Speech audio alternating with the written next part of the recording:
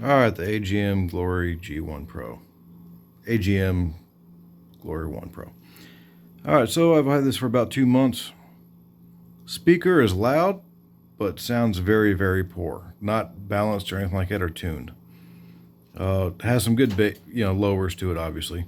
Fingerprint sensor picks up most of the time, except for when you wear your fingerprints down to nothing. The glass is about what you expect out of most smartphones nowadays. It's nothing special. Gets blemishes here and there, but for the most part, not very noticeable. Not real big on the cameras, and not nothing to look at. The infrared camera works very nice. We'll show you that. Of course, that's still a lot of light, but there you go.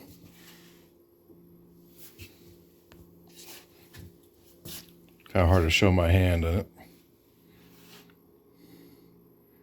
versus just a regular camera. So, that's pretty good. The main issue is, other than it's pretty fast, it has a nice, usability. But the infrared, the heat camera, doesn't like to work. It used to work for about the first month, and then I needed it for something else. And I dropped the phone a couple times. It's like it came off a skyscraper or something. You got small dents, scratches everywhere. Ooh, one of my favorite things is this light, which that button has to be set because it just did a factory reset. Also just opened up the camera. So using that to turn on the light with the phone unlocked or locked, that's all nice. Power and volume buttons just get used to. They're a little close, but other than that, not too bad. It came with 2 of these covers and 3 of these covers here. My favorite thing about this phone is I'm kind of a power user. I don't have it plugged in at work, but the one at home at bed, plug it in at the end of the night, and I've probably got 12 hours of screen time on average every day.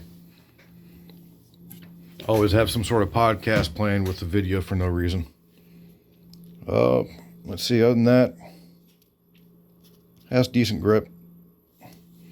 I would like to see them come out with a car dock that has that uses those connectors for auxiliary input or something like that, because I'm pretty sure that's just basically power, ground, and then USB A and B. What do you call those circuits? Because a motorcycle mount or a rugged vehicle mount for whatever would be great for this thing. And then the last thing is the customer service is not the easiest to get a hold of.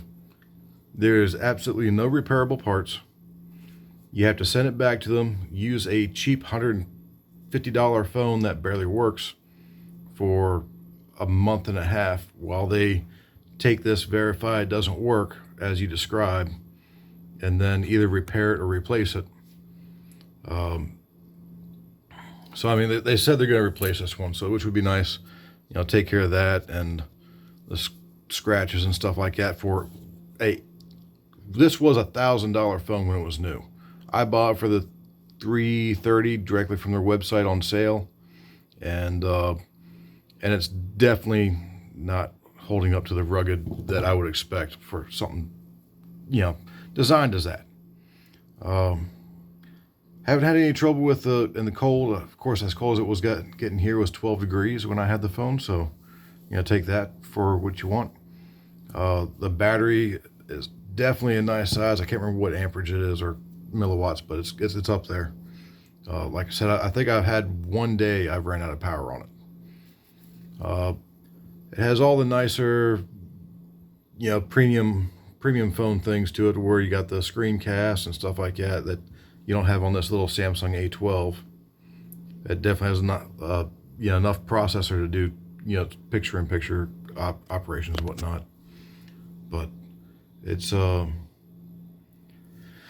I get the replacement one of these, what I'm going to do is I'm going to just put this in the toolbox at work at home, so that way I can still use the infrared camera when I need it, because that was the main reason why I bought it. The only infrared sensors I can find online are roughly $270, and that has a third the stats that they claim that this one has. And I'm pretty sure they might be using that sensor or a cheaper sensor, and they're overclocking it so bad that it basically kills itself in a short period of time. So I'm gonna see if I can try and email about that, because what they rate this sensor as is like a $5,000 FLIR sensor. So yeah, there's definitely some hocus pocus and BS going on there. But other than that, it's like when it worked, I could aim it at the walls in the house and see where the studs are. I could see where water leaks were.